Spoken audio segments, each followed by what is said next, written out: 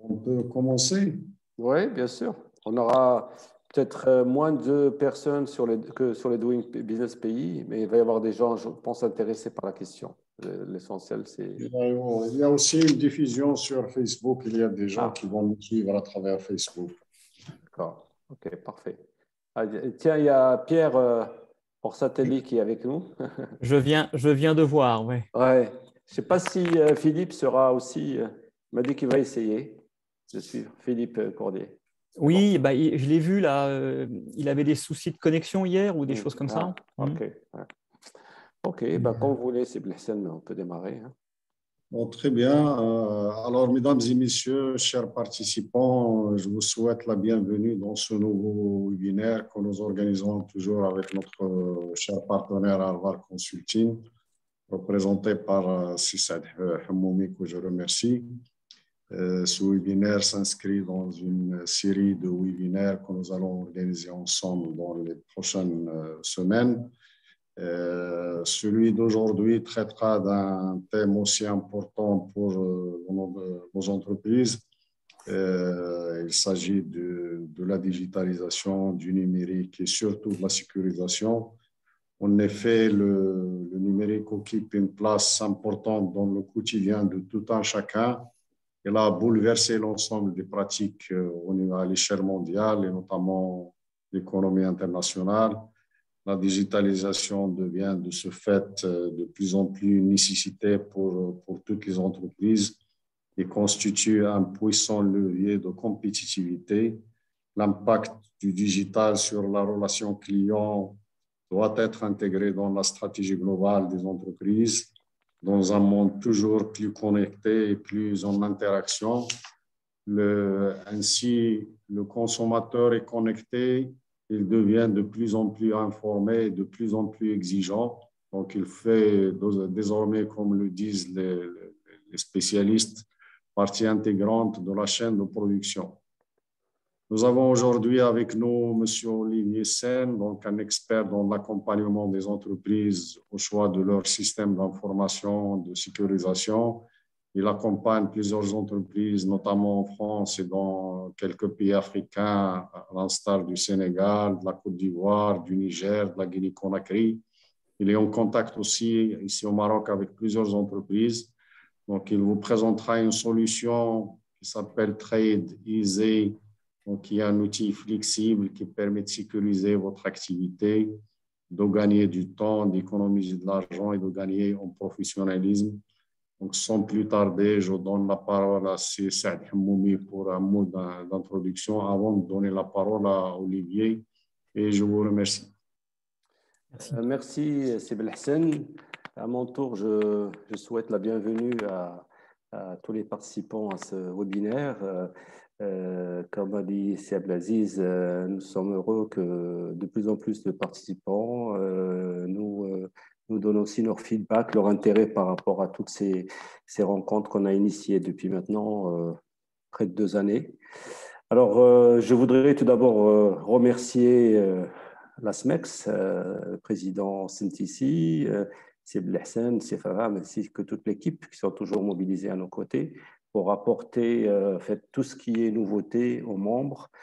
Et nous allons, comme a dit Sieb Hassan, déployer toute une série de webinaires au cours de l'année sur du sectoriel. On va aller plus pays, mais sur du sectoriel, comme on a fait avec le Sénégal et la Côte d'Ivoire.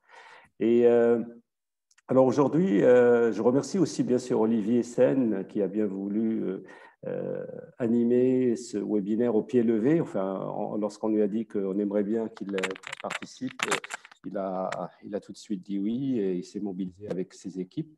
Alors pourquoi de mon côté, je pense que ce webinaire est très intéressant. Pourquoi j'ai tout de suite, sans être moi-même un expert du domaine, je laisserai ça à Olivier.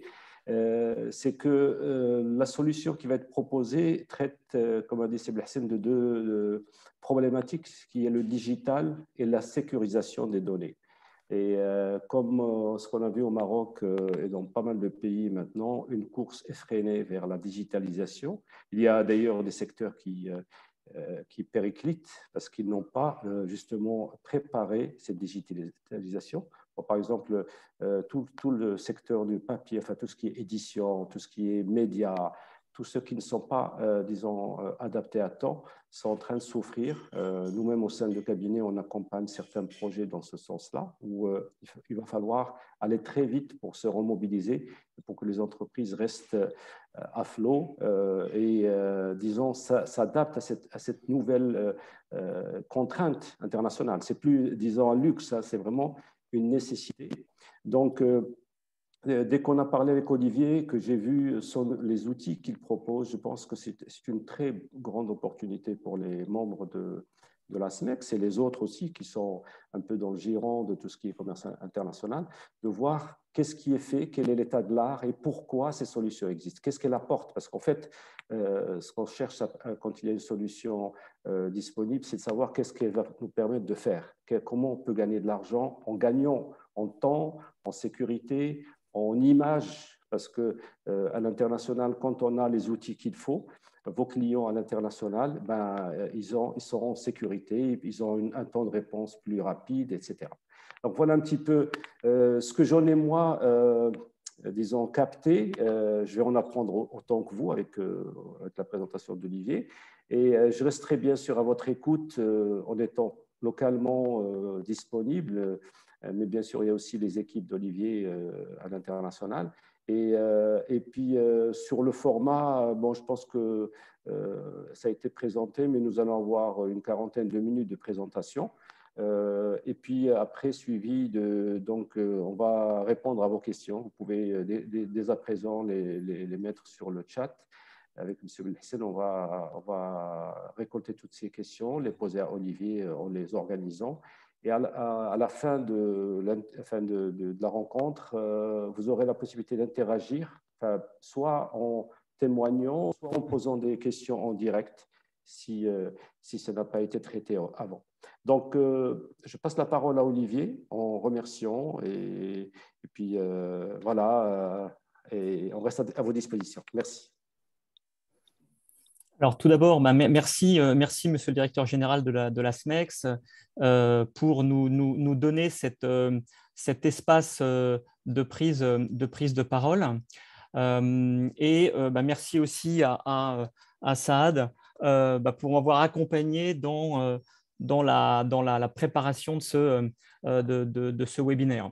Donc, effectivement, notre approche, en fait, c'est cet après-midi de revenir sur plus de 20 ans d'expérience pour ma part sur l'accompagnement d'entreprise et en fait de vous démontrer, de vous présenter notre vision de la nécessité de digitaliser vos flux de gestion à l'international. Et c'est pour ça que, avec Saad, il a été pris l'angle d'approche de la digitalisation pour structurer d'abord et sécuriser votre business. Alors, pour ma part, donc moi, je suis Olivier Sen. Je suis le directeur général en charge du développement de notre outil TradeEasy. Et globalement, j'ai une vingtaine d'expériences dans l'accompagnement de choix de logiciels et dans l'accompagnement de l'organisation d'entreprise. Je suis tombé dedans assez rapidement parce que j'ai démarré ma carrière il y a bon nombre d'années chez Forrester Research, qui est le numéro 2 de la recherche et de l'analyse de marché dans le monde des logiciels après Gartner, où j'ai été analyste de marché et puis directeur de la recherche, où on analysait, on va dire, les différentes solutions, les points forts, les points faibles entre chaque solution fonctionnelle. Après, j'ai basculé chez KPMG pour, on va dire, rentrer dans le concret et le vif du sujet, dans l'accompagnement d'entreprises, dans la compréhension de leur organisation et les choix de logiciels à mettre en œuvre.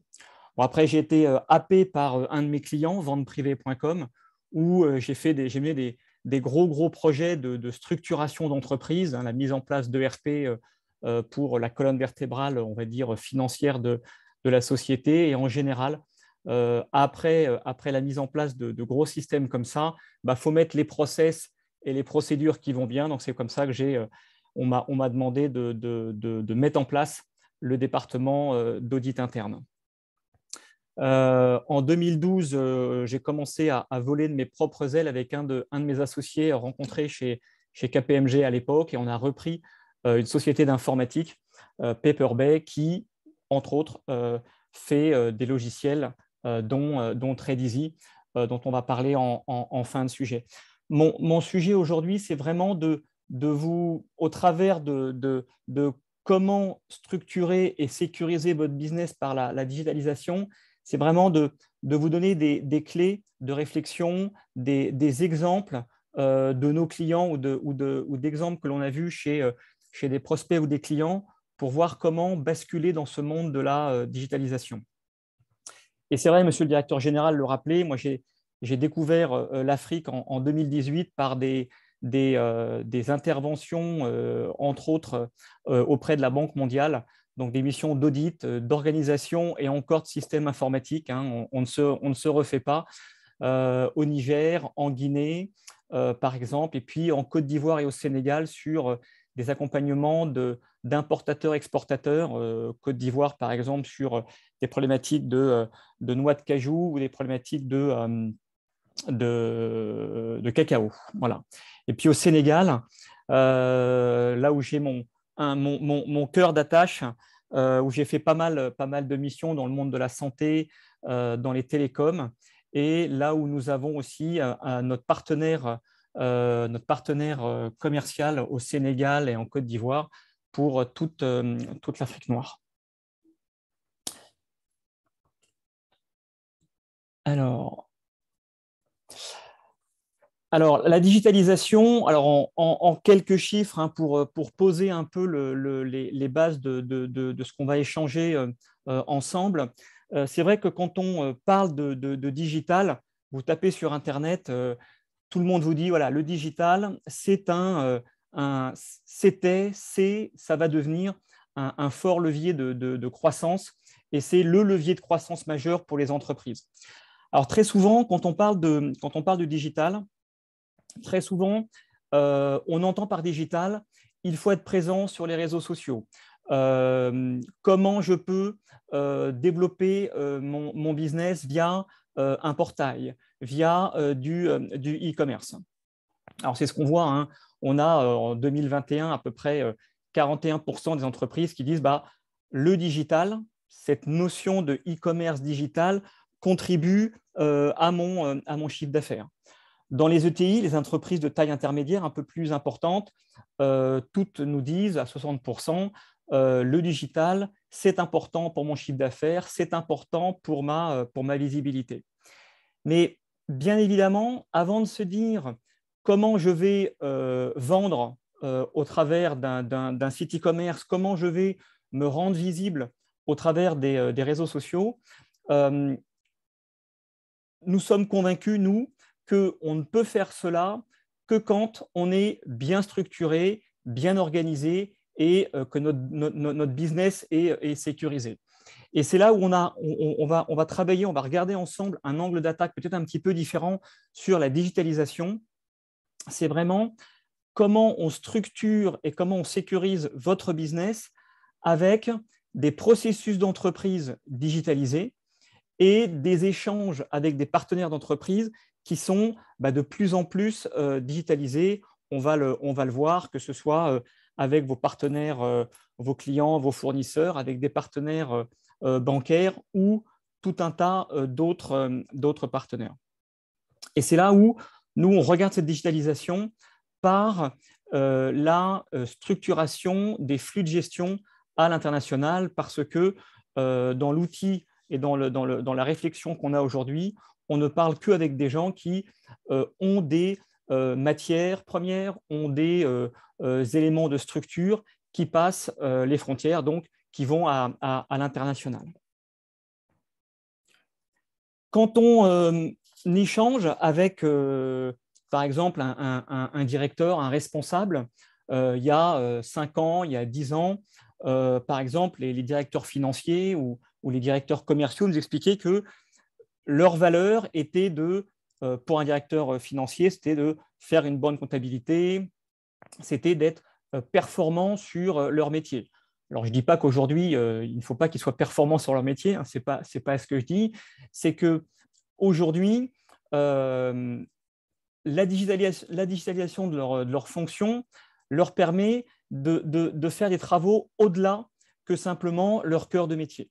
Aujourd'hui, quand on parle avec un directeur financier, par exemple, très vite, la discussion tourne autour de, par exemple, comment j'optimise ma trésorerie, comment j'optimise et comment j'anticipe demain. Vous savez bien que dans des relations de gestion de commerce international, les décalages de départ de containers, les décalages d'arrivée de containers ont des influences sur la gestion de trésorerie parce qu'on doit recevoir de l'argent de mes clients ou émettre des virements fournisseurs en fonction de certaines dates qui, dans le commerce international, fluctuent tous les jours et on va le revoir. Et c'est là où la digitalisation de certaines fonctions de l'entreprise permettent de se concentrer sur son cœur de métier, d'être plus sur l'analyse et la réactivité et donc de créer de la valeur. Par exemple aussi, quand je parle avec des directeurs commerciaux, évidemment, ils sont toujours sur comment je peux faire du business, comment je peux acquérir de nouveaux clients plus rapidement et plus efficacement. Mais tout de suite se pose aussi la question de comment j'optimise le suivi de mon équipe, comment je peux avoir une vue globale sur mon portefeuille, que ce soit un portefeuille d'équipes, de produits, etc. Comment je peux mieux anticiper la marge sur une affaire, que ce soit au niveau du devis, que ce soit au niveau de la commande, ou ensuite sur la partie des opérations finales. Donc, on voit bien en fait qu'on a un rôle qui a basculé, parce qu'en 2019, ces directeurs ou ces responsables d'entreprise nous disaient moi, je suis un des conseillers à la transformation digitale future de ma fonction, de mes fonctions ou de l'entreprise. En 2020, 50% de ces mêmes personnes qui étaient interviewées disaient « je dois être aujourd'hui et encore plus demain un acteur majeur où je dois être leader, je dois embarquer mes équipes dans cette transformation digitale. » Et donc, quand on leur posait aussi la question de dire dans les années à venir, quelles sont vos grandes priorités, que ce soit le directeur financier, que ce soit le directeur commercial, mais même par exemple un patron de logistique ou un patron de la supply chain, tous nous disent, nous, on a l'œil focalisé sur la performance financière à quelque niveau que ce soit. On doit aussi évidemment contribuer à la stratégie de croissance de l'entreprise et de l'organisation. Et aussi, on a cette notion aussi de gestion des talents. Et gestion des talents, c'est gestion des compétences de chacune et de chacun. Et c'est comment aussi, par la digitalisation des flux de gestion, donc par bien mettre les bonnes personnes aux bons endroits, comment en fait je repère des talents et je les fais grandir. Deux autres exemples aussi que l'on a pris, c'est dans un métier de la supply chain et dans le métier, par exemple, des flux de production, comment en fait ça permet d'être plus performant, plus agile. C'était aussi pour bien montrer que la digitalisation des entreprises n'est pas que en fait la partie je vends via un portail ou via le e-commerce. Évidemment, la digitalisation permet la dématérialisation du traitement de l'information. On va en reparler tout à l'heure, c'est fondamental et c'est important, surtout quand on a un monde qui va de plus en plus vite avec des intervenants de différentes fonctions. Ça permet évidemment d'avoir un flux de données de meilleure qualité et de fiabiliser les informations. On va aussi le rappeler tout à l'heure, c'est qu'une information qui est qui vient d'un autre système qui est déjà saisi et qui est déjà avec une certaine valeur et une certaine pertinence, bah, je préfère la récupérer plutôt que de voir la ressaisir. Donc, dans le métier de la supply chain, évidemment, la gestion de la digitalisation devient incontournable. Évidemment, dans la gestion de production, ça permet d'anticiper éventuellement les ruptures d'approvisionnement, les modifications de délai, les modifications de besoins de nos clients, de nos fournisseurs ou d'autres intervenants. Et donc, c'est un apport concurrentiel majeur pour les unités de production d'une usine ou évidemment aussi, par exemple, de production dans le négoce je produis ma commande, je produis tous mes éléments constitutifs, par exemple, de ma liasse documentaire à l'export, par exemple. Digitalisation, donc structurer et sécuriser votre business. Pour la première partie, c'est structurer vos données. Pourquoi le digital? Alors, c'est vrai qu'il y a quelques années, on se disait, mais est-ce qu'il faut y aller? Aujourd'hui, on ne se pose plus la question. C'est une lame de fond, mondiale.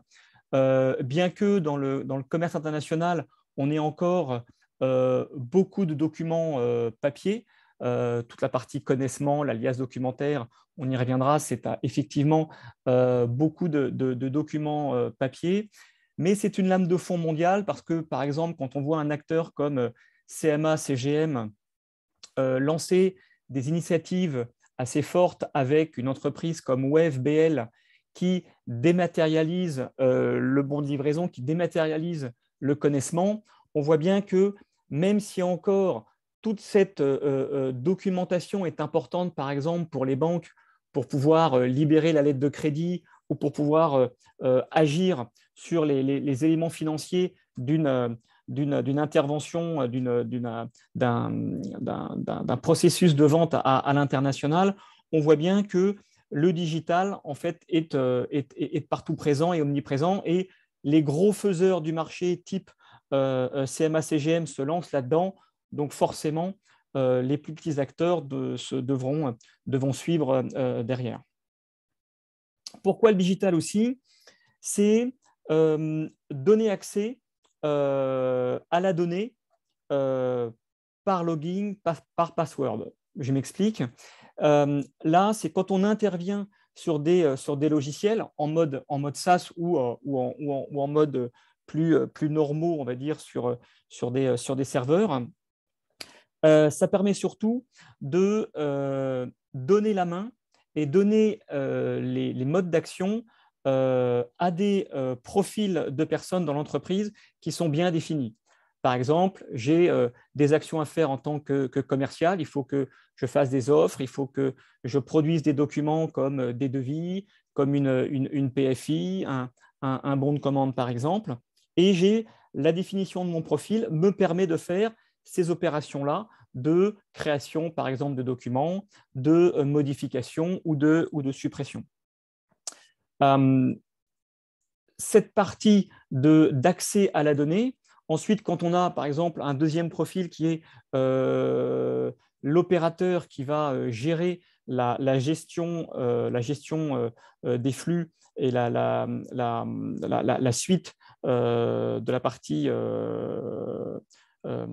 gestion des flux, eh bien, en gestion de profil, on va pouvoir savoir qui fait quoi, qui a quelle fonction et quelle opération à faire.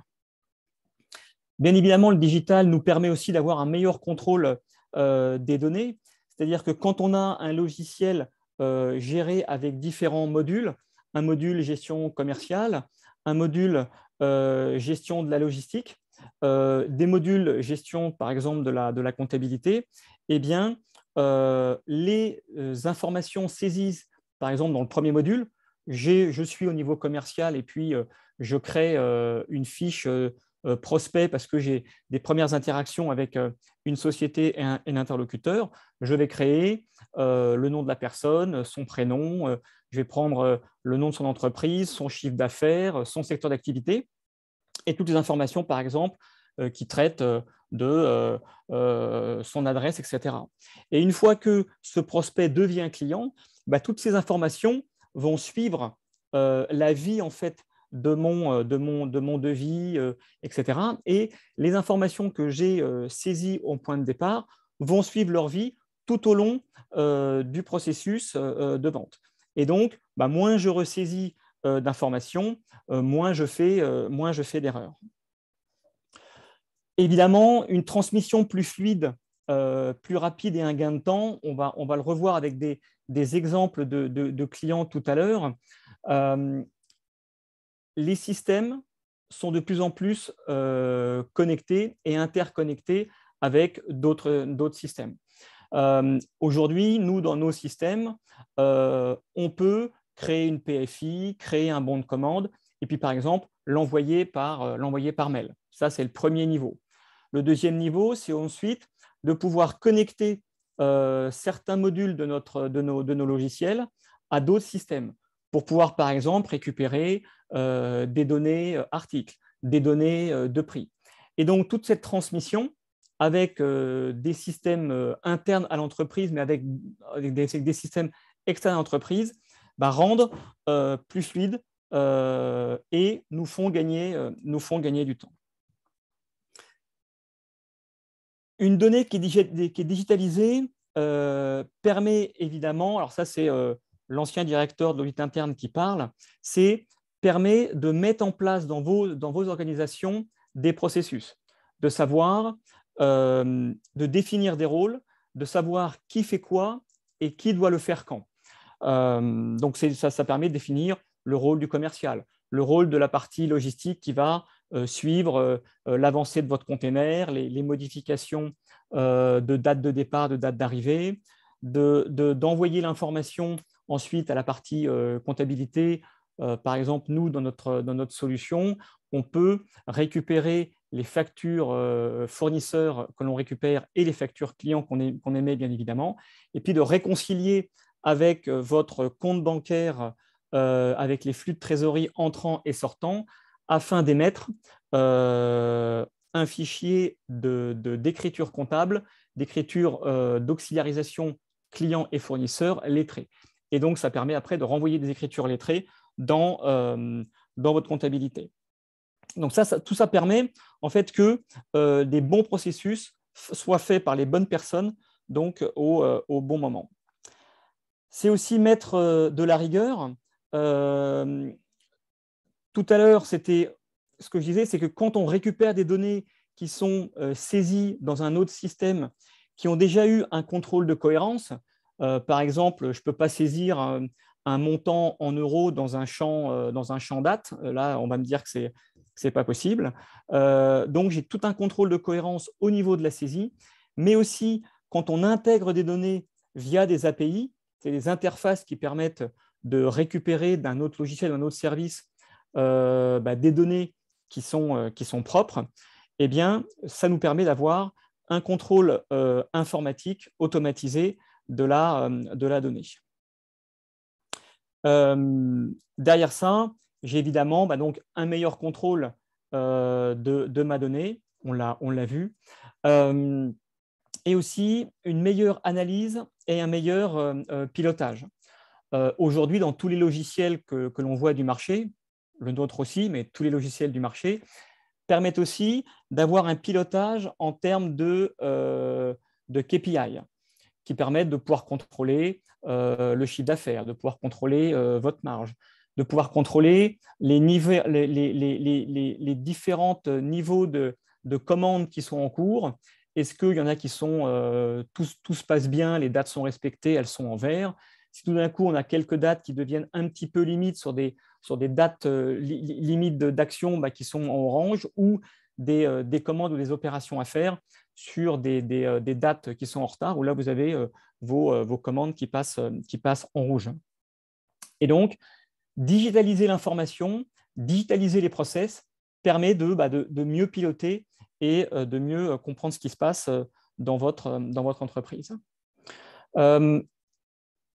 Archivage automatique, dernier point là-dessus, permet par opération, par commande ou par opération de vente, d'avoir à un même endroit une sorte de GED intégré, une gestion électronique de documents qui vous permet par opération d'archiver automatiquement les documents que vous émettez. Je parlais tout à l'heure de la PFI, mais de la facture par exemple, du contrat de vente, des certificats d'origine éventuellement, des documents que l'on reçoit, mes devis fournisseurs, mes factures fournisseurs, mais aussi un archivage automatique, par exemple, des mails que je vais envoyer à mes clients, à mes fournisseurs depuis mon logiciel, où je vais prendre la PFI que je viens de générer, par exemple, et j'envoie automatiquement depuis mon logiciel à mon client.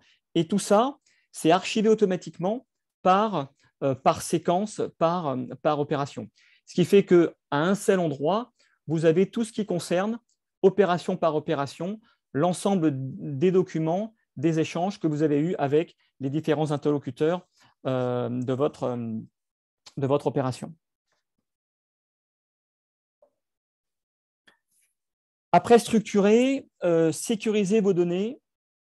Alors, je l'ai écrit comme ça, j'ai dit, voilà, les données sont au cœur de votre activité parce que vraiment, à chaque fois qu'on a un de nos clients ou à chaque fois qu'on a un prospect en ligne, et alors d'autant plus les importateurs, exportateurs ou les traders, tous nous disent, ce qui est hyper important pour moi, c'est de sécuriser mes données. Et pour un importateur, la donnée, on va dire, première à sécuriser, c'est la donnée fournisseur. Parce que souvent, ils nous expliquent que trouver à l'autre bout de la planète un fournisseur qui est compétent, qui a le bon produit, qui est valable, qui ne va pas se sauver une fois que vous aurez envoyé vos 30 ou 40% d'acompte, c'est vraiment ça l'élément essentiel que l'on a en première interaction sur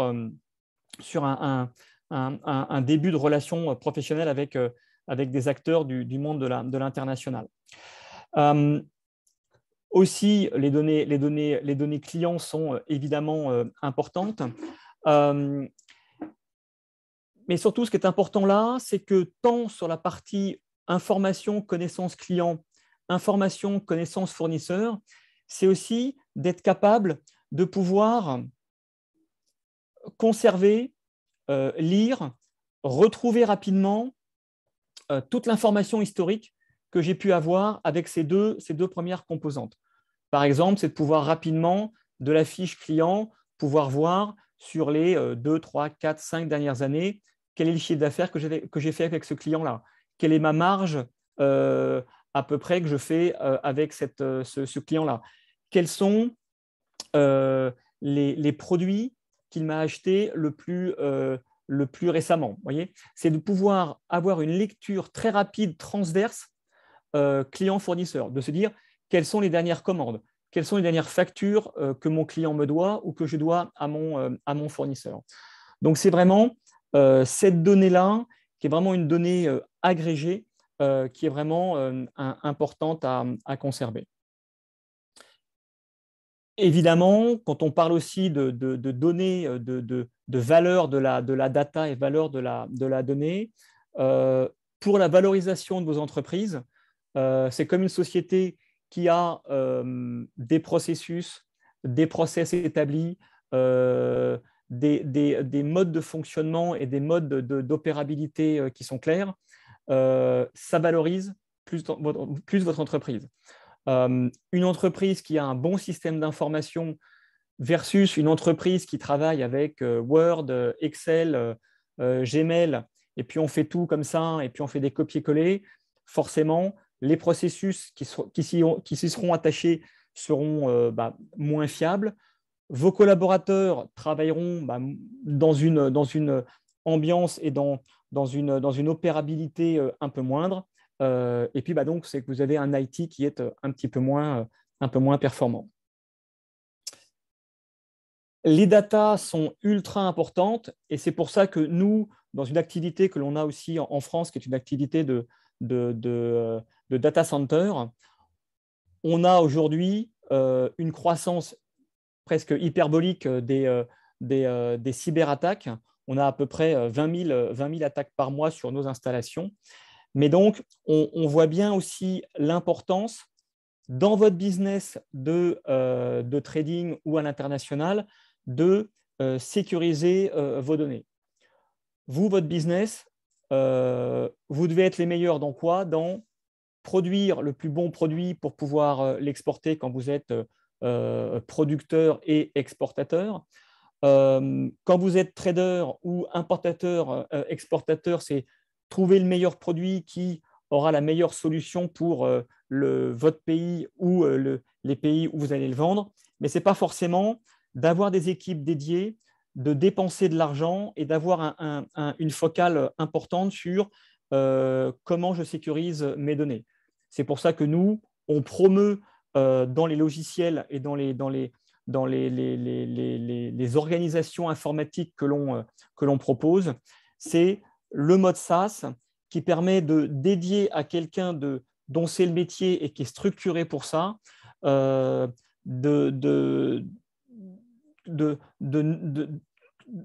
nous faire porter en fait la responsabilité de sécuriser et d'avoir vos données dans des endroits sécurisés type des data centers ISO 27001 pour la norme ISO qui nous concerne dans notre métier.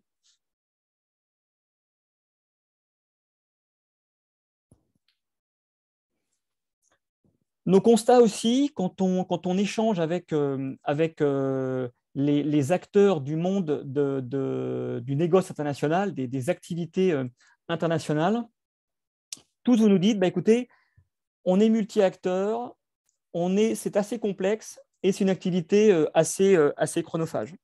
C'est vrai qu'aujourd'hui, quand on fait du commerce à l'international, on a une foultitude d'acteurs.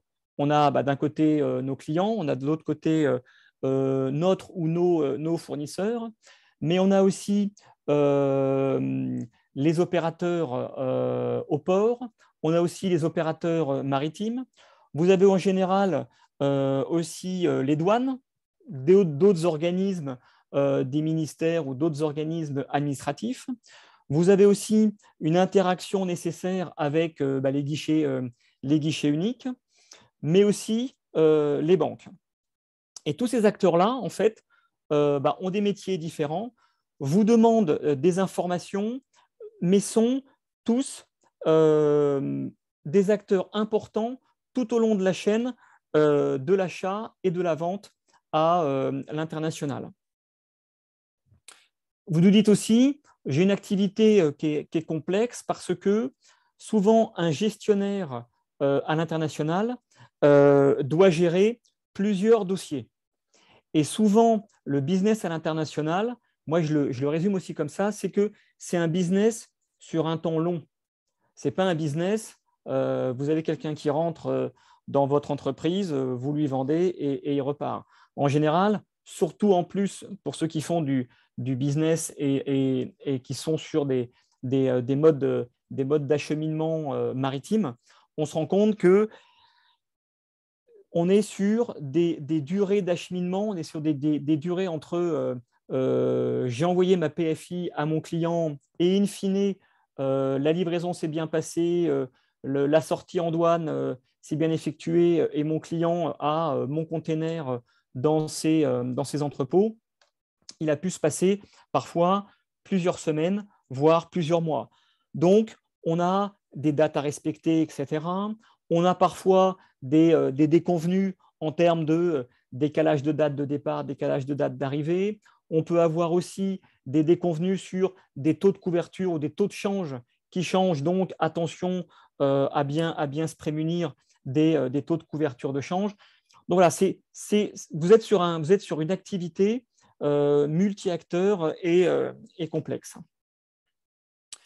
Une activité chronophage, alors d'autant plus si elle est faite en manuel et encore en beaucoup de papier.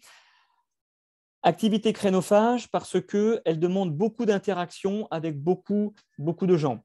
Activité chronophage, souvent nos clients nous disent l'intérêt d'avoir par exemple, ce que je disais tout à l'heure, les documents qui sont intégrés dans une GED et qui sont facilement retrouvables, c'est souvent j'ai fait une opération, elle s'est bien passée, mais 2 mois après ou 4 ou 3 mois plus tard, on a un de nos clients qui nous appelle et qui nous dit tiens, j'ai un intervenant qui me redemande tel document, qui me redemande mon certificat d'origine. Alors là, ceux qui ne sont pas équipés d'outils digitaux, on envoie Paulette de la compta aller chercher aux archives, retrouver la boîte à archives, retrouver le document, etc.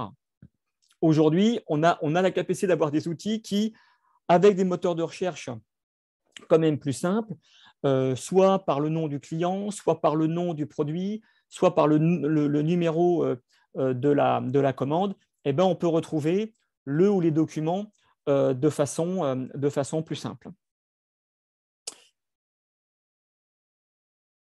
Avant et après la pandémie, l'import-export, une activité en hausse, et c'est assez étonnant en fait. On va en reparler quand c'est des petits clients ou des moyens clients, ils sont de fait pas souvent équipés de logiciels, mais même les grandes entreprises sont parfois équipées de gros systèmes en centrale. Ils ont SAP pour les uns, Oracle ou des gros systèmes qui leur permettent souvent, on en discutait avec une grosse entreprise française qui construit des morceaux d'infrastructure.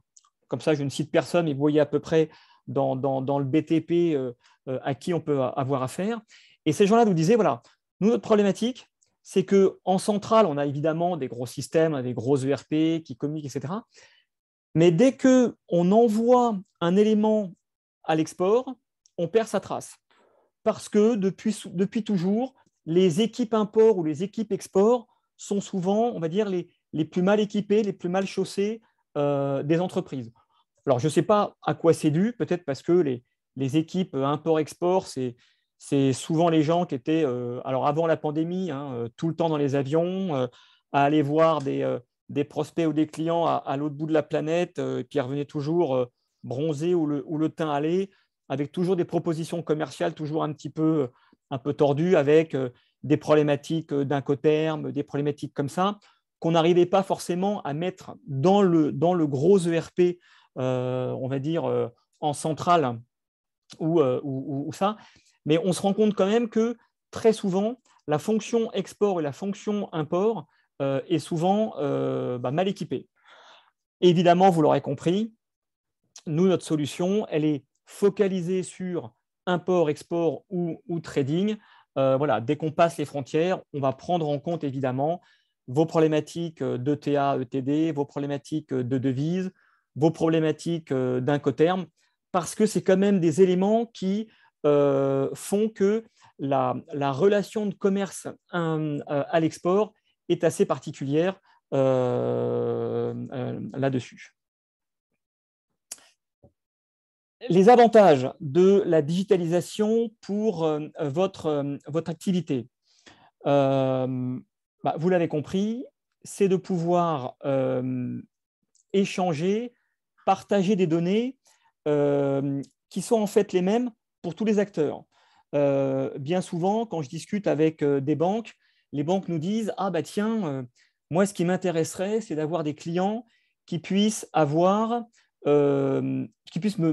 m'informer du décalage de date d'arrivée de leur container.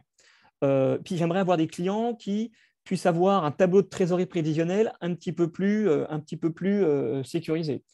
Quand on discute avec des douanes, quand on discute avec des guichets uniques, tous nous disent moi, ce qui m'intéresse, c'est la référence de l'article, c'est le poids, c'est le code SH, le code douane, à 6 caractères ou plus, en fonction de comment on va utiliser le produit.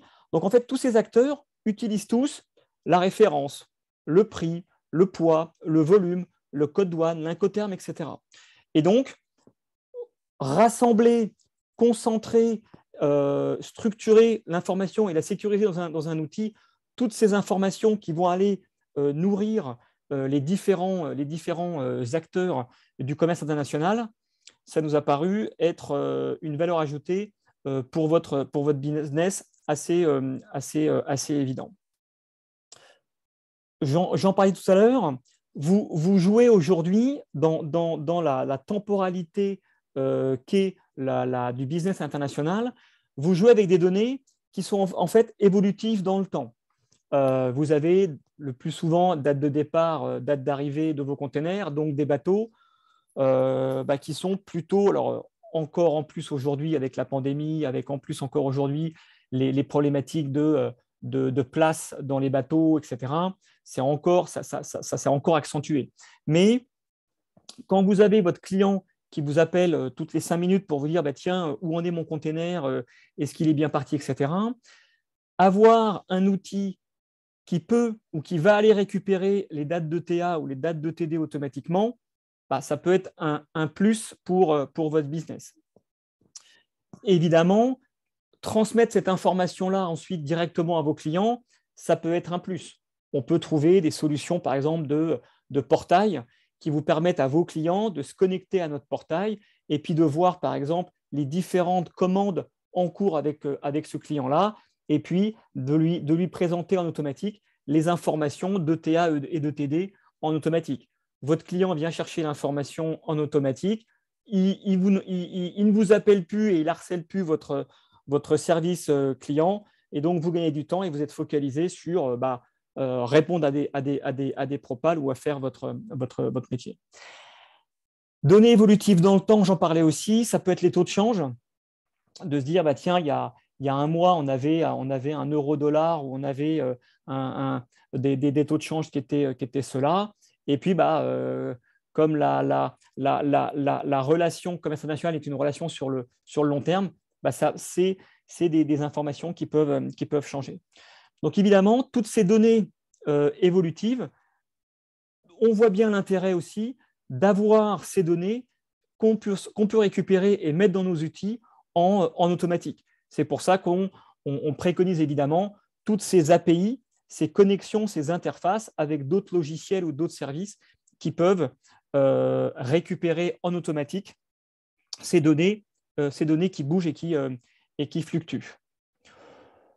Gain de productivité, on va le voir dans les petits exemples clients que je vais vous présenter en fin de présentation. Quand vous êtes structuré, quand vous êtes organisé, quand vous savez qui doit faire quoi, quand vous pouvez le monitorer, quand vous pouvez bien ajuster qui a le droit de faire quoi, quand vous avez des données qui vous arrivent en automatique, forcément, vous avez une productivité accrue qui vous permet de vous focaliser sur l'essentiel.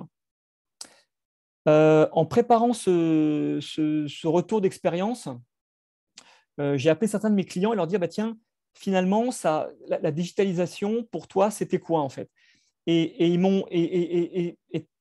les 2-3 que j'ai interviewés m'ont dit tiens, augmentation de la qualité et j'ai une meilleure relation client. Augmentation de la qualité. Typiquement, l'été dernier, j'étais à Marseille. Je visitais un prospect qui fait de l'import-export de riz. Et il fait très souvent Espagne, Italie. Et j'étais avec un de mes amis, Pierre, qui je crois est connecté aujourd'hui. Et on discutait avec le PDG de la boîte sur l'avantage d'avoir un outil efficace, etc. Et tout d'un coup, arrive dans le bureau du PDG un garçon un peu affolé qui dit au PDG écoutez, on a un problème, on a 4 camions de riz qui sont bloqués en Espagne et qui ne peuvent pas aller rejoindre l'Italie. Et en fait, ce qu'on a compris, c'est que le commercial spécialiste du flux Espagne-Italie était en vacances et on a oublié, l'entreprise avait oublié de télécharger un document qui devait être téléchargé, rempli, tamponné, envoyé à la structure, à la société de transport et qui permettait de faire partir le riz. Et là, par exemple, nous, dans notre solution, on a créé ce qu'on appelle des formalités actions qui, en fonction de votre pays, du produit, de votre client, de votre fournisseur, en fonction de certaines dates, on va créer une action à faire au responsable de la logistique. Et ce qui fait que, par exemple, même si votre collègue est en vacances, là, dans ce cas-là, le collègue aurait vu qu'il allait y avoir un départ de 4 camionneries de l'Espagne. Et puis, c'était tout simple, il fallait se connecter à un site espagnol, remplir un formulaire et puis le transmettre au transporteur.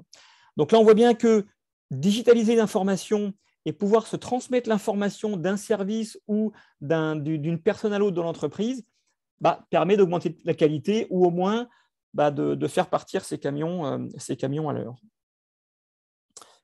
Meilleure relation avec vos clients. Tous m'ont dit, ça nous permet, par exemple, ce que je vous ai dit tout à l'heure, d'avoir un historique, par exemple, de mes prix de vente, d'avoir un historique de mes prix d'achat, d'avoir un historique de ce que j'ai pu faire dans les derniers mois, les dernières années avec mes clients. C'est de pouvoir aussi d'avoir une information très fiable sur mes prix, sur mes stocks. Et puis d'avoir aussi une meilleure réactivité, parce que quand je sais que j'ai envoyé un devis et que je me mets un rappel dans mon logiciel, je n'oublie pas de relancer mon client ou je n'oublie pas de faire tel type d'action que j'aurais pu mettre, par exemple, dans ce qu'on appelle, nous, nos formalités actions. Donc, accroissement de la qualité et puis meilleure relation client aussi par le digital. Pareil, toujours dans cette vision client, on leur disait, tiens, quels sont les exemples de gains de temps? Puis après, on verra les exemples de gains d'argent. Tous nous ont dit, c'est vrai que de travailler avec un logiciel qui a différents modules, le module commercial, qui après se déverse dans le module de suivi logistique, avec nos formalités actions que l'on doit faire en fonction de certaines dates et de certains pays, etc., qui ensuite va irradier ma trésorerie et ma vision de trésorerie prévisionnelle, mon module gestion comptabilité, et puis mes KPI qui me suivent, ma marge, mon chiffre d'affaires, mes creux de trésorerie, ça c'est pour le gérant de l'entreprise en général qui regarde quoi, les commandes en retard, et puis quand est-ce que je vais avoir mon creux de trésorerie, et puis ma traçabilité et ma gestion de stock. Tout ça, cette notion d'avoir cette gestion des flux en temps réel et de type ERP, qui en fait, dès qu'une information est saisie, elle va vivre dans mon système module après module et je n'ai pas à ressaisir ou je n'ai pas à risquer d'altérer l'information. Ça, c'est du gain de temps. Les API avec mes systèmes existants ou avec des systèmes autres sont aussi une possibilité de gain de temps. Tous nous ont dit la centralisation des documents par affaire, les documents que je produis, les documents que j'ai reçus, pouvoir avoir une récupération de ces documents par des fonctions de recherche. Je vais taper soit le nom de mon produit, soit le nom de mon client, soit une date, soit si j'ai le numéro de commande, là j'ai encore plus rapidement, par le numéro de commande, évidemment, tout ce qui s'est passé dans ma commande. Donc, c'est des éléments qui permettent de gagner du temps et donc, en gagnant du temps, on a forcément un gain d'argent. Deux de nos clients, vous le verrez tout à l'heure, les uns nous disent, moi en fait, avec votre outil ou sans votre outil, donc avec un outil de digitalisation et un outil qui structure et sécurise mon business avec le même nombre de personnes, alors lui il est dans le trading, on va le voir après, il nous a dit qu'il faisait 20% de plus de chiffre d'affaires parce qu'ils sont plus efficaces, parce que chacun sait ce qu'il a à faire et ça va plus vite. Réduction des surestaries. Alors ça, vous le verrez aussi, c'est un exemple de nos clients tout à l'heure. On avait un client, quand il est venu nous voir, il nous a dit, nous, on a dans toute notre activité d'import, on a un vrai sujet, c'est que quand les containers arrivent dans nos entrepôts, on les dépote, on rentre en entrepôt. Nous, notre business, c'est d'alimenter des grandes surfaces le plus vite possible. Donc, on les rentre dans l'entrepôt, on les dépote, on les rempote pour les différents supermarchés. Et puis voilà. Et très, très, très souvent, pour des montants en plusieurs dizaines, voire centaines de milliers d'euros par an, c'est quand même un vrai sujet pour eux, ils avaient des amendes par la non-remise aux fournisseurs dans les temps de containers. Juste en mettant la formalité action de se dire, quand je reçois le container à telle date, à J plus temps, je sais que j'ai une prime, j'ai une amende qui commence à se déclencher, eh bien, à J-3 de cette date fatidique, on commence à avoir des relances en interne pour dire, attention, renvoyer le container, attention, renvoyer le container. Une meilleure maîtrise des processus. Exemple typique, c'est comment j'arrive à suivre, par exemple, ma marge sur mon devis, sur mes commandes et sur mes opérations en fin d'opération. Très souvent, nos clients nous disent « Ah oui, alors moi, je suis très, très bon, je maîtrise bien mes devis, je vois très, très bien la marge que je vais faire et combien je vais gagner d'argent. » Bon, très bien. Après, entre le devis et la commande, il y a eu un petit peu de négociation, donc la marge a pu éventuellement s'éroder. Et puis après, en fin d'opération, en général, l'opération, elle s'est faite, on est content. Mais est-ce que là, déjà, on a aussi la capacité de pouvoir refaire un tout petit peu de machine arrière pour se dire qu'est-ce que j'avais dans mon devis, qu'est-ce que j'ai fait in fine dans ma commande, et qu'est-ce qu'en fin d'opération, avec peut-être des cerises tarises, avec peut-être des dérapages de taux de change ou des choses comme ça, bah finalement, quelle est ma vraie vision, quelle est ma vraie marge sur mon opération quand elle est terminée. Et ça, on a des petits outils pour ça, pour, par exemple, au niveau du devis, bien voir entre mon prix d'achat, tous mes frais d'approche, mes containers, mon flux maritime, mais les frais de douane et tout un tas d'autres choses, de pouvoir voir avec ce qu'on appelle des fiches de coût, quel est mon prix de vente le plus juste par rapport à ce que j'imaginais avec mon prix d'achat et tous mes frais d'approche. Donc, meilleure maîtrise de mon processus du devis à l'opération, à la fin de l'opération. Voilà, c'est quelque chose sur lequel on insiste beaucoup parce que ça nous semble important. Alors, les pertes de commandes, très souvent, nos clients nous disent nous, on fait beaucoup de devis, mais entre le devis, la consécration en commande et puis l'opération finalisée, on a aussi beaucoup de pertes d'informations. Quand on a des gens qui font des devis sur Excel, qui après refont un copier-coller sur un devis Word en mettant le document ou le bout de tableur Excel et après c'est envoyé, etc. Quand on leur dit mais comment vous contrôlez vos marges et comment vous contrôlez la bonne fin de l'opération, très vite on a une réponse qui dit globalement ça se passe bien, parce que globalement on gagne de l'argent, mais quand on veut vraiment suivre et avoir ce déclenchement devis, commande et ce suivi, bon, c'est un peu plus compliqué, un peu plus ténu, quoi. Et puis automatisation des process de suivi logistique, faire les bonnes actions au bon moment, c'est vraiment là la mise en place de nous ce qu'on appelle les formalités actions qui permettent en plus des KPI de pouvoir suivre mes commandes si elles sont aux bonnes dates, elles sont vertes, ça commence un petit peu à déraper sur certaines dates, attention, on est en orange ou là on est vraiment en bascule en rouge, il faut vraiment agir fortement. Toute cette automatisation du process logistique permet d'être plus fluide et d'être plus opérationnel. Alors je ne sais pas en temps, si je ne suis pas trop mal. 3 retours clients, en fait, pour vous donner des exemples très concrets. Là, c'est une société, ALPC, c'est des traders, ils sont à Paris. Alors, eux, ils ne voient jamais la marchandise, c'est ce qu'on appelle aussi des back-to-back. Ils achètent souvent en Chine pour revendre en Afrique. Ils font une trentaine de millions d'euros de chiffre d'affaires, ils sont 6 collaborateurs. Et c'est quelqu'un qu'on connaissait, qui a eu une première société avec un premier associé.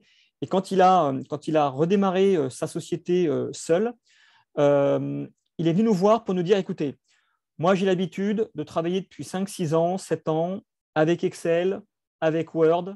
En fait, je ne m'en sors pas. Moi, je voudrais pouvoir avoir un suivi plus opérationnel parce que c'est pas fluide, c'est compliqué, je perds du temps. Et puis surtout, c'était je veux au maximum réduire la fuite d'informations.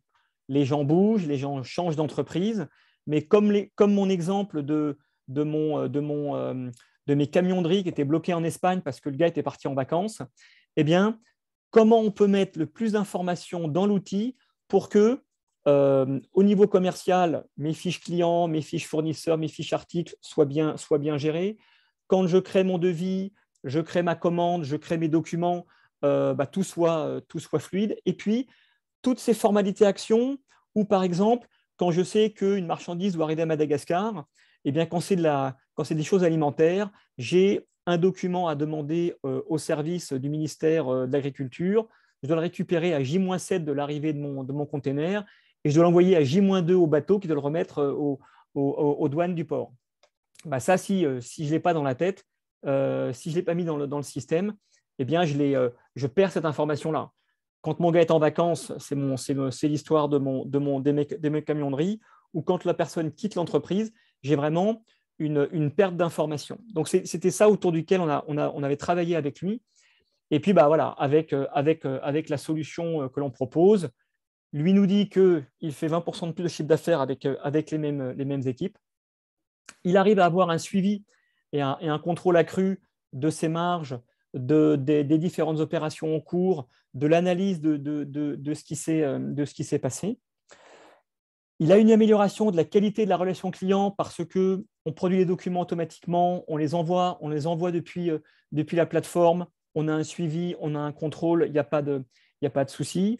Le client peut venir récupérer des informations sur les dates de départ, les dates d'arrivée, etc. Donc, on a moins d'interactions et puis le client appelle moins pour avoir des informations. On peut même lui envoyer des mails automatiques avec de l'information sur les différentes commandes en cours. Donc, comme ça, on envoie de l'information en push à ses clients sans que le client appelle et dérange les équipes de vente, par exemple. Et puis, le portail vers le client, j'en ai parlé. Ça permet évidemment de pouvoir montrer vos produits et de pouvoir montrer éventuellement des prix, si vous voulez afficher des prix, etc., d'avoir une interaction, mais de pouvoir aussi diffuser de façon plus simple de l'information vers vos clients. Le deuxième exemple, c'est un client assez récent, A2S, qui est dans les éléments de sécurité. Les éléments de sécurité, eux, ils travaillent avec des entreprises qui font dans le risque industriel. Donc, c'est soit des vêtements, soit des outils pour la sécurité. Ils font de l'import et de l'export. Ils étaient 3 collaborateurs, ils sont passés à 4 collaborateurs. Et eux, en fait, ils nous disaient, voilà, nous, pareil, ils travaillaient avec des outils type Excel, Word, ils faisaient des macros entre Excel, etc., pour essayer de récupérer de l'information, etc. Eux, c'était comment faire pour absorber la croissance. On va devoir recruter une personne en plus, on veut croître encore. Comment faire pour que nos équipes qui travaillent en décentralisé, il y a une partie de l'équipe qui est dans le sud de la France, une personne qui est dans le nord et une personne qui est dans le centre. Comment faire travailler ces gens qui ne sont pas au même endroit, avec un outil centralisé, avec, pour savoir bien qui fait quoi, comment, donc structurer et mieux piloter l'activité. Et puis, ils veulent aussi, je crois, avoir une personne qui va vendre leurs produits à l'étranger, en UK, je crois, et ils voulaient une solution qui soit aussi et en français et en anglais, pour que l'anglais puisse travailler sur l'outil en anglais et puis les Français de leur côté en français. Leur bénéfice, ça a été le suivi des marges et de l'activité, hein, comme le client principal. Eux, ils avaient aussi une problématique de meilleure appréhension et de meilleur contrôle en fait, de leurs frais d'approche, avec vraiment une sécurisation de leur prix de vente et une sécurisation surtout de pourquoi ce prix de vente-là en fonction du prix d'achat et de toute la panoplie de leur coût d'approche. Suivi des actions quotidiennes, là c'est vraiment sur la partie logistique avec les formalités actions, et puis une sécurisation donc des flux logistiques, voilà, avec les formalités actions. Dernier cas client, c'est un client qui est venu nous voir, c'est Système U. Qui était un peu plus gros, hein, ils font 20 milliards d'euros de chiffre d'affaires, et ça va concerner les 15 approvisionneurs. Donc là, en fait, ils sont venus nous voir pour nous dire, voilà, on a une équipe d'approvisionneurs qui travaille en aval de l'équipe achat, qui travaille avec un gros système qui date des années 80 et qu'on ne veut pas remettre en cause, pas de problème. Mais notre logiciel obsolète, on a un manque de productivité, et puis en fait, ils avaient même mis tout un tas de documents et de feuilles Excel autour du logiciel obsolète. Donc, on retombait dans les travers de « je travaille avec Excel quand je n'ai pas de logiciel performant ». Donc là, en fait, le challenge de ce client-là, c'était d'interfacer notre solution avec leur système existant, donc de récupérer par nos API toute la partie amont qui était la construction de la partie de l'offre commerciale, toute la partie négociation et achat qui était fait par les acheteurs en amont, et on récupère ça pour les approvisionneurs qui vont suivre là toute la partie l'arrivée logistique. Ils ont à peu près, alors c'est tout ce qui est textile et tout ce qui est bazar vendu dans les grandes surfaces Système U en France. Et donc, les bénéfices pour eux, ça a été de retrouver un périmètre logistique optimisé, parce qu'aujourd'hui, en fait, avant, c'était très Excel dans toutes les phases d'opération, d'avoir retrouvé une productivité sur ces 15 approvisionneurs, parce que là, on va retrouver à peu près 15 à 20% de temps retrouvé avec ces 15 personnes-là grâce à la solution mise en œuvre Trade-Easy. Et puis, évidemment, un meilleur contrôle des actions, et puis un gain de temps dans l'intégration automatisée d'informations externes. Ça, c'est une deuxième typologie d'interface qu'on a mis en œuvre avec eux, c'est la récupération de leur transitaire pour récupérer la mise à jour de toute la partie date de départ et date d'arrivée de leur container. Donc là, c'est récupération d'informations en temps réel, beaucoup plus rapide. Voilà pour un peu le tour d'horizon en quoi la digitalisation peut, à notre point de vue, structurer et sécuriser votre business. Voilà aussi, au travers de quelques exemples, qu'est-ce qu'on a pu nous mettre en œuvre et les bénéfices que nos clients en ont retirés.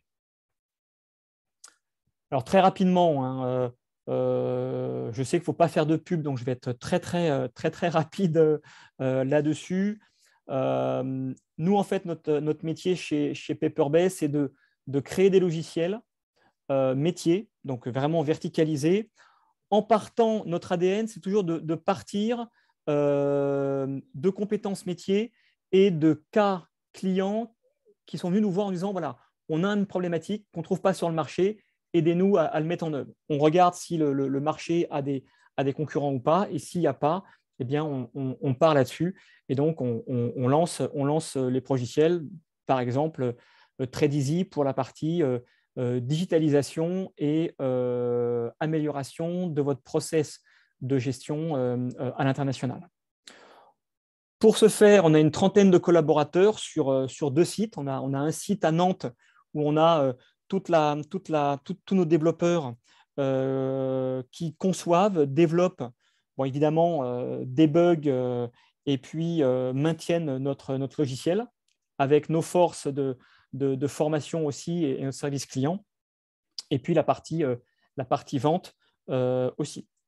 Deuxième site, c'est notre site de Mulhouse, où on a tout notre data center, où on héberge nos propres logiciels, TradeEasy et d'autres logiciels qu'on a créés, mais aussi des logiciels pour d'autres entreprises comme Chronopost, comme Total, mais aussi des logiciels dans le domaine de la santé. Et c'est pour ça qu'on est ISO 27001 pour la partie sécurisation de données et HDS pour les données de santé, qui sont des données éminemment stratégiques et risquées en termes d'attaque. Et puis notre troisième compétence, c'est nos missions de terrain à l'international qu'on aime faire. Voilà, parce que on aime être sur le terrain au plus proche de nos clients. Et j'aurais même pu mettre un troisième site qui est le Sénégal et la Côte d'Ivoire avec notre partenaire CEMO, où là, on va interagir avec TradeEasy sur toute la région subsaharienne avec CEMO et Philippe Cordier, que je crois certains d'entre vous connaissent par ses interventions secteur. Alors, rapidement, TradeEasy. Alors, TradeEasy, voilà, c'était pour vous montrer un peu le look and feel du logiciel grâce à notre équipe design chez nous qui prend un soin particulier à vraiment avoir un outil lisible et très fluide et très intuitif. 6 modules, vous l'avez compris, hein, dans l'exposé que j'ai fait, on part de la partie commerciale, après on a le suivi logistique. On peut basculer sur la partie auxiliarisation client et fournisseur pour intégrer ces écritures comptables dans votre comptabilité. Gestion prévisionnelle de trésorerie ultra important qui se met à jour avec les événements logistiques et les décalages de dates éventuels. Des KPI sur la partie vente, marge, gestion des portefeuilles par commercial, par produit, etc. Une vision évidemment des commandes qui sont vertes, oranges et rouges, là où est-ce qu'il faut que j'interagisse le plus vite possible pour ne pas avoir des problématiques avec mes clients et ou mes fournisseurs. Et puis, une gestion de stock, traçabilité très importante aussi dans le domaine évidemment de la pharmacie, dans le domaine alimentaire, où là évidemment on a toute la partie suivi de numéro de lot, de numéro de série, date de fabrication, etc. Et puis ensuite la partie gestion des stocks, mise en place des stocks avec vous là-dessus en cas de besoin. Bon, conçu par les traders, pour des traders, ça vous l'avez compris. On essaye de faciliter et de fluidifier le commerce à l'international. Bon, sécuriser l'ensemble de vos données indépendamment de vos collaborateurs. Une offre en mode SaaS qui est très rapide à l'implémentation dès que vous choisissez de plonger avec nous. Et puis, ça vous permet de sécuriser et d'optimiser le travail des ou de votre équipe, même si elle est en mode décentralisé.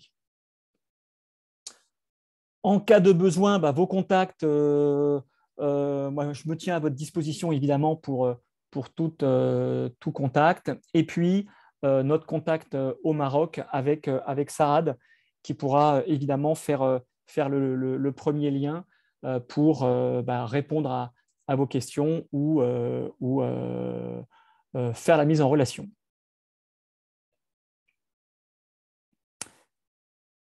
Merci Olivier.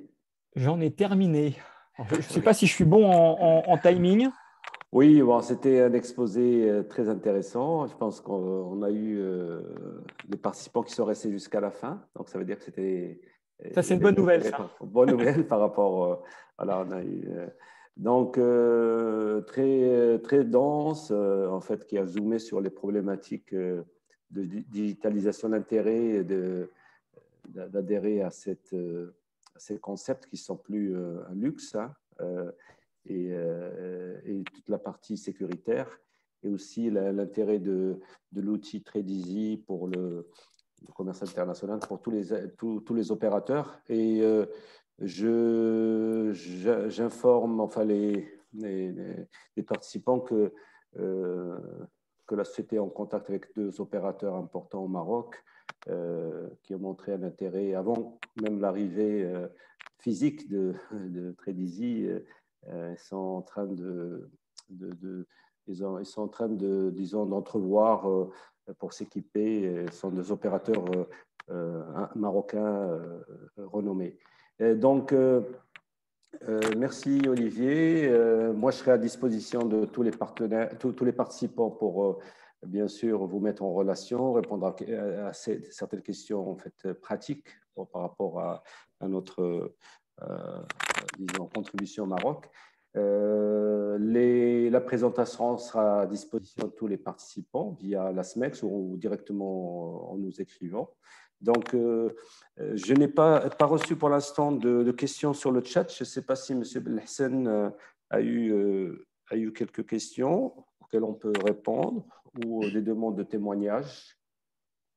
On n'a pas reçu de questions, donc j'invite les participants qui souhaitent poser des questions ou témoigner de lever la main pour leur donner la possibilité de poser directement leurs questions.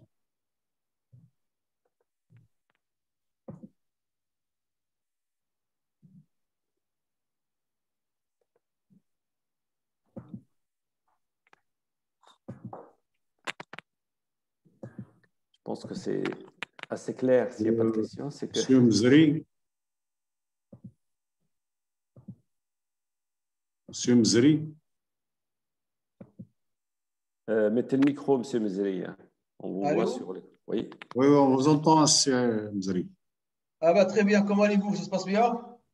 Très bien, et vous? Bon, ça se passe très bien. Très, très bien. Je vous remercie beaucoup. Écoutez, puisqu'il n'y a personne qui pose une question, je vais essayer de poser une question qui me paraît intéressante. C'est vrai que la digitalisation aujourd'hui est intéressante au niveau entreprise. Ça permet d'accélérer le champ de décision. Ma question est la suivante. Aujourd'hui, les ERP, est-ce qu'aujourd'hui, on peut trouver des ERP qui sont à taille petite entreprise, qui sont accessibles? Et parce qu'aujourd'hui, si on va vers les SAP, vers voilà, donc Adonix, tout ça, Proginov, on est sur facilement 200, 300 000 euros, voire plus. Alors, ma question, est-ce qu'il y a des systèmes intégrés à donc ERP qui sont abordables à la structure taille humaine, hein, vers les 10 000 euros, les 20 000 euros? Voilà, ma question, elle est simple. Hein, voilà. Et bon courage. Alors, merci pour cette première question. C'est vrai qu'il faut toujours quelqu'un qui plonge en premier. Alors, nous aujourd'hui, on a un ERP qui, vous l'avez compris, est focalisé sur l'export et l'import. Dès que ça passe les frontières, on est évidemment très pertinent parce qu'on va prendre on va prendre en compte toutes les problématiques d'Incoterm, les problématiques de taux de change, les problématiques de langue, etc. Et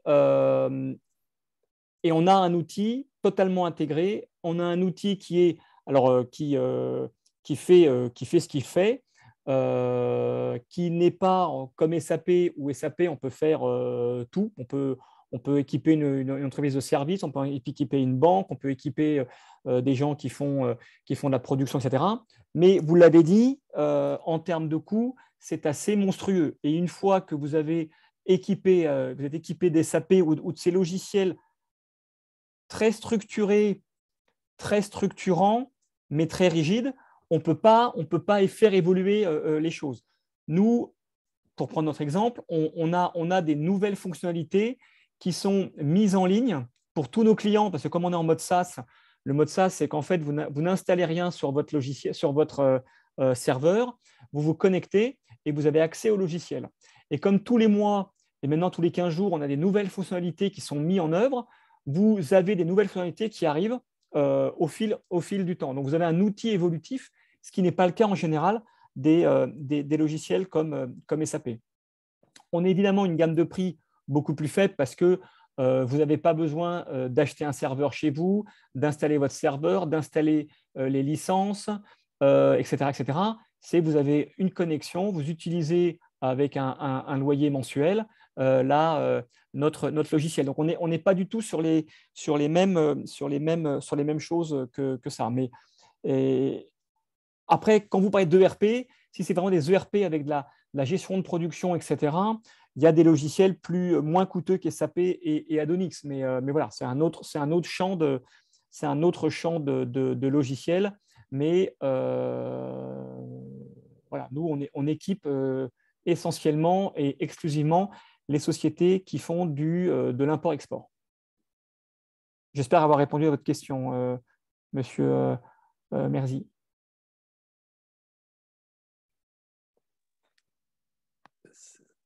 Merci Olivier. Est-ce qu'il y a d'autres questions, c'est Blahsen, ou témoignages?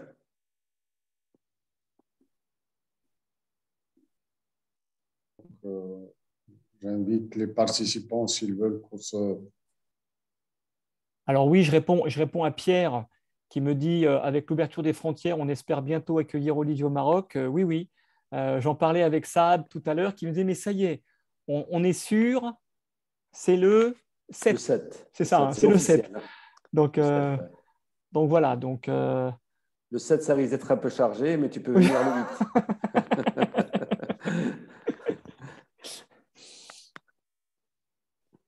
8. C'est Blahsen. On n'a pas d'autres demandes. Open source. Est-ce qu'il y a d'autres questions?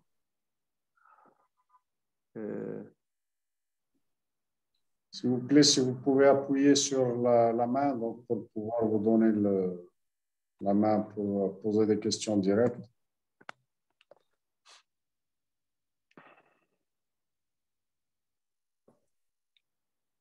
Des questions ou des témoignages ou des retours d'expérience toujours bons à échanger.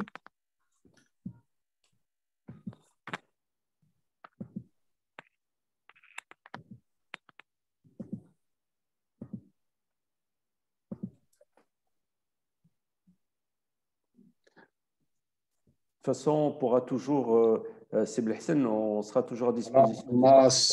Qui souhaite encore... Allez, je reviens en charge. Voilà. Allez. Alors, écoutez, c'est toujours intéressant de discuter pour tout ce qui est informatique. Alors, oui, j'ai compris que votre logiciel, il s'intéresse beaucoup à tout ce qui est export-import, d'accord? C'est ça? Yes, absolument. Okay, yes, OK, thank you very much. Donc, ma question est la suivante. Alors, est-ce que le logiciel, il tient en compte tout ce qui est la supply chain internationale? C'est-à-dire, est-ce que, par exemple, il va intégrer, par exemple, le programme de la séquence des bateaux, par exemple, où il prend, par exemple, la nomenclature douanière? Parce que c'est ça la question qu'on pense souvent. Au niveau d'export, quand on veut exporter, le délai, je parle du Maroc vers l'Afrique, par exemple. Ouais. Le délai d'export dépend beaucoup, si vous voulez, du départ bateau, ce qu'on appelle la séquence. D'accord? C'est la séquence à bon départ. D'accord? Et aussi, la négociation dépend aussi des tarifs douaniers. D'accord? C'est ça les deux clés qui permettent d'être décisionnels dans la vente du produit. Merci. Alors, si j'ai bien compris, nous, dans Trade Easy, on a deux actions qu'on a mis en route. Un, c'est de pouvoir récupérer les dates de départ et dates d'arrivée et les dates de décalage du bateau ou des containers, en fonction du numéro de container ou du numéro de tracking. Et d'ailleurs, ce qu'on a fait avec Système U, on va récupérer les dates d'arrivée prévisionnelles ou les dates d'arrivée décalées des containers. Donc, ce qui leur permet, eux, de pouvoir aussi, par exemple, quand ça arrive au Havre, par exemple, de pouvoir dire à leur… Alors, en général, c'est le transitaire qui le fait, mais de pouvoir aussi mieux négocier ou négocier mieux le rendez-vous avec les bateaux, enfin les camions, etc. Donc ça, c'est de récupérer en automatique ces informations-là. Et pour la nomenclature douanière, on est en train de se rapprocher d'un partenaire qui, en fonction du code douane, alors du code douane à 6 chiffres ou des codes douane jusqu'à 12 chiffres, va nous permettre dans Trade Easy de pouvoir nous dire voilà tous les documents dont vous aurez besoin et voilà aussi en fonction des pays de départ et de pays d'arrivée, voilà toutes les inspections que vous aurez forcément, que vous risquez d'avoir ou que vous n'aurez jamais. Mais donc, c'est récupéré par ces codes douane. Donc, en fait, c'est mettre de l'information à valeur ajoutée dans Trade Easy. Oui. D'accord. Parfait. Merci. Je vous en prie. Merci pour votre intervention. Merci. Alors, il y a un monsieur qui nous a dit Odoo est ERP open source. Alors, je ne sais pas si c'est une question ou une affirmation. Alors oui, dans les ERP, finalement, il y a des logiciels en open source. Alors attention, Odoo était au tout début, il y a quelques années, un véritable open source, c'est-à-dire on ne payait pas le logiciel, etc. Maintenant, attention, il y a des petites fees à payer, mais Odoo, comme par exemple Navision, comme par exemple des outils comme ça, c'est des outils boîte à outils. Donc, une fois que vous avez Odoo, une fois que vous avez acheté Navision, vous avez à le mettre en œuvre, le paramétrer, etc., etc. Et attention, Odoo maintenant, là où à l'époque il était totalement gratuit, il est un peu payant. Et les consultants qui vous accompagnent pour mettre en œuvre Odoo ont un niveau de tarification qui peut être un peu élevé. Mais oui, Odoo est un ERP qui était un vrai open source, qui est un petit peu moins open source aujourd'hui, je trouve. J'ai Madame Iman Mezoui qui est marquée, ainsi que le fret, mais je ne sais pas c'était par rapport à quoi. Donc, si elle peut préciser ou prendre ou nous le dire en direct.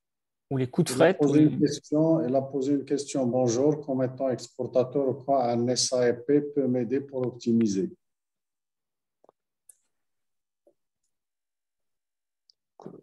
Comment l'outil peut l'aider? Alors, SAP, ouais.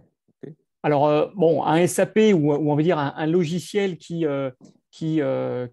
structure, on va dire, vos données, qui structure toutes les opérations qu'il y a à faire, c'est sûr que ça peut… sur les coûts variables. Oui, de toute façon, c'est toujours ça, c'est pouvoir avoir un référentiel de où est-ce que j'achète, où est-ce que je vends, quels sont mes coûts d'approche, quels sont mes coûts variables que je peux récupérer dans notre calculette ou dans notre fiche de coûts pour pouvoir en fait comprendre déjà si au départ de l'opération, si vous gagnez ou pas de l'argent et en fin d'opération pour pouvoir se dire ce que j'avais estimé comme coût d'approche au départ, est-ce que ça s'est bien réalisé? C'est là où, alors SAP, je ne connais pas la taille de votre entreprise, madame, mais c'est un gros outil. Dans des outils plus petits, c'est toujours ça en fait. C'est toujours de partir d'un référentiel, de se dire je lance une opération à l'import ou à l'export et in fine, est-ce que je suis bien dans les clous de la marge attendue, de mes coûts de fret, de ce que m'avait dit CMA-CGM comme coût de bateau ou mon prix de mon conteneur, etc.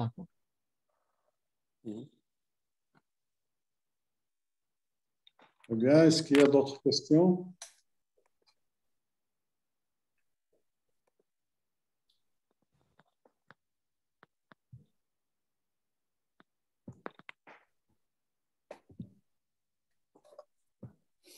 Monsieur Belhassan, comme il est 16h30, je propose de clôturer, peut-être. Hein? Je ne sais pas si Olivier. Comme ça, on sera dans les temps. Oui, voilà. il y aura peut-être d'autres questions en direct. Hein. Oui. Prenez votre temps. En fait, je parle aux participants. Vous pouvez nous joindre par mail et on essaiera de répondre. On prendra une dernière question. Je pense à Fatem Zara.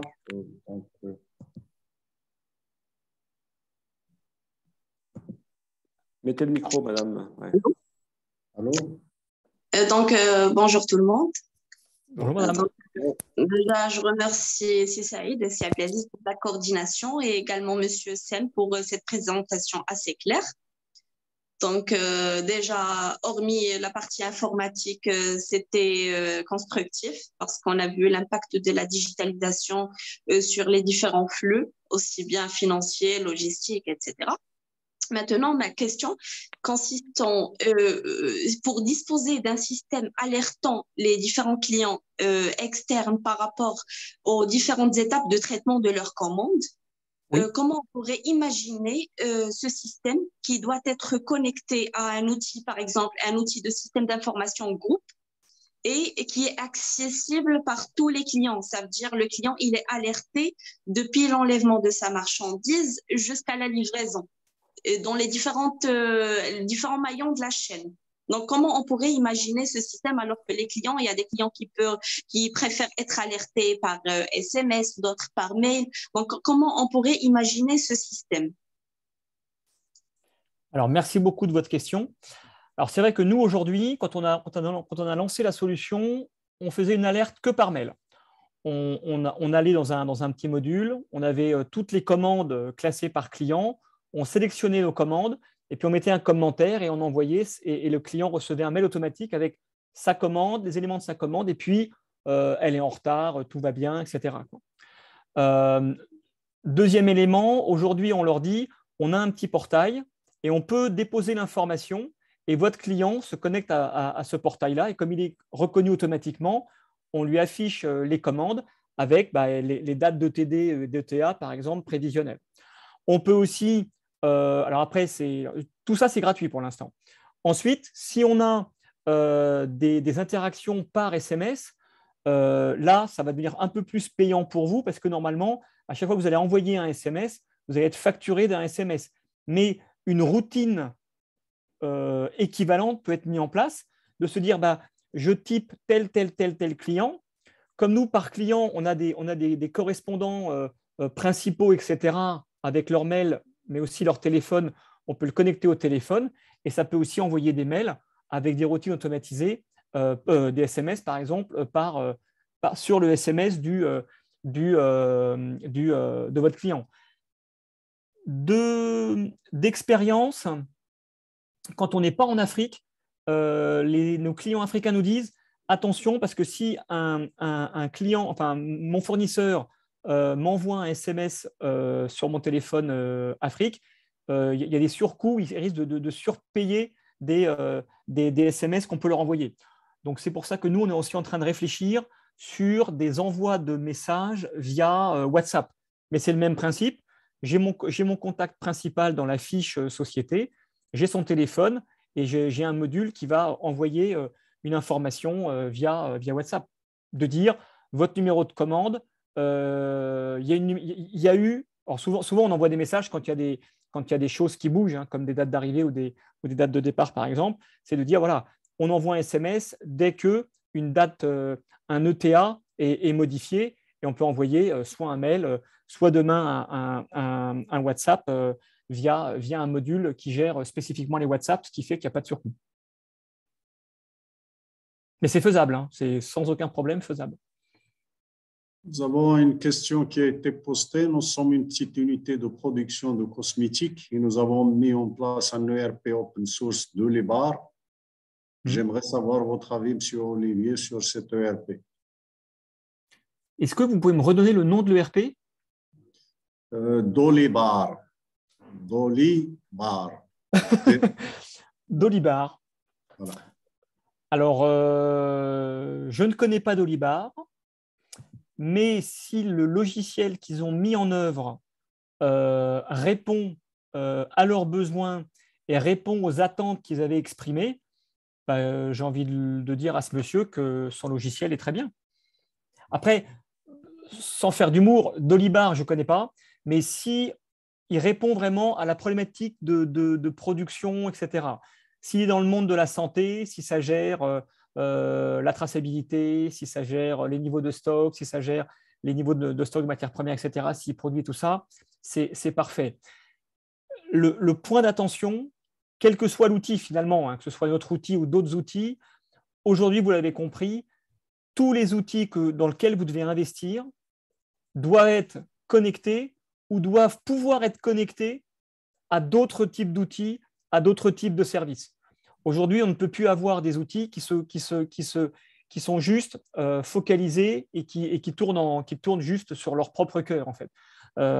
C'est ça, en fait, l'un des autres messages aussi, c'est que Dolibar, si vous me dites, Dolibar, j'ai des API partout et je peux récupérer de l'information, je peux en envoyer et c'est connectable, pas de problème, c'est parfait. Si Dolibar traite un peu moins bien la partie export ou import, on peut voir ce qu'on peut faire pour Monsieur Dolibar. Eh bien, merci beaucoup. Donc, je tiens à remercier tous les participants, donc, surtout ceux qui sont restés jusqu'à cette heure-ci avec nous pour ce débat très passionnant. Je remercie en votre nom M. Olivier Sen, M. Saad Hmoumi, donc, pour cet important thème donc, qui est très passionnant, qui est très évolutif donc, dans un monde qui se digitalise de plus en plus. Et je vous donne rendez-vous très prochainement pour un nouveau webinaire, un nouveau thème. Saad, pour le mot de la fin. Oui, je remercie. Merci Sibel Hassan. Donc, je remercie à mon tour Olivier pour cet excellent webinaire. Je pense que passionnant. Je pense qu'il y a eu beaucoup d'intérêt. Et je remercie la SMEX aussi pour nous donner la parole à chaque fois pour interagir et les participants. Et on restera à votre disposition. Donc, je donne la parole à Olivier pour clôturer et à très bientôt pour les prochains webinaires. À mon tour de vous remercier, hein, Monsieur le Directeur Général, Saad, merci beaucoup. C'est vrai que c'était un thème nous, qui est au cœur de nos sujets. J'espère que ça a intéressé et ça a passionné vos participants. J'espère qu'en plus, ça lancera l'année 2022 et les relations entre l'Europe, le Maroc réouvert. Et donc, à très bientôt à tous et mille merci encore de nous avoir offert ce temps de parole. Merci beaucoup. Merci. Au revoir. Au revoir à tous.